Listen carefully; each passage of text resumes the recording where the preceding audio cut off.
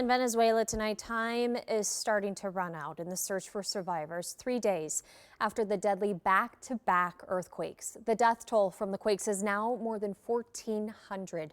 The U.S. and U.K. both have search and rescue teams in the country, but there are concerns that relief won't reach the areas where it is needed most. Families with missing loved ones saying so much help is being promised, but on the ground, it's still painstakingly slow.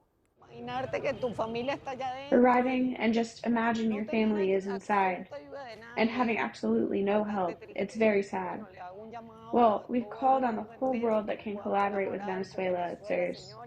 Honestly, from the heart, in the name of all of Venezuela, please, we beg you, please help. To the whole world, please help us.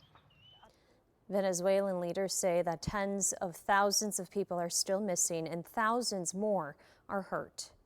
Help for the people of Venezuela is now coming from across the globe, including right here in Minnesota. Joe McCoy talked with a local restaurant about their efforts. We need boxes.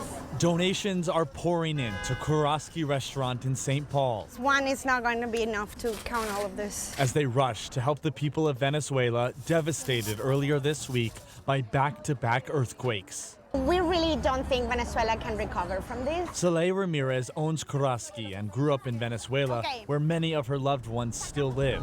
She says her childhood apartment is now rubble. I actually have a chat with all the people who was living in the apartment building, and we already have 45 people dead. At least 1,400 people are now dead, and Venezuela's government says families reported at least 68,000 people missing. Very sad. A lot of family and friends affected by it. Jolene Edmonds' husband is Venezuelan, so her family made the drive from Litchfield, Minnesota to donate. We're donating baby stuff, baby wipes, baby diapers.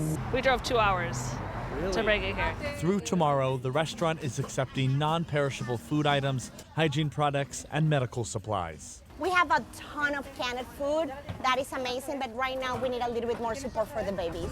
Sorbent and soft. Monday they are sending everything to Florida, and in Florida we have the ship waiting for all the donations. Doing everything they can to help as the situation gets more dire with every passing day. After this disaster, we're actually realizing how bad the situation is. It's very bad. We lost a lot of people. Ramirez says she plans to do another donation drive in a few weeks as the need for help and supplies will continue for a while. Morgan.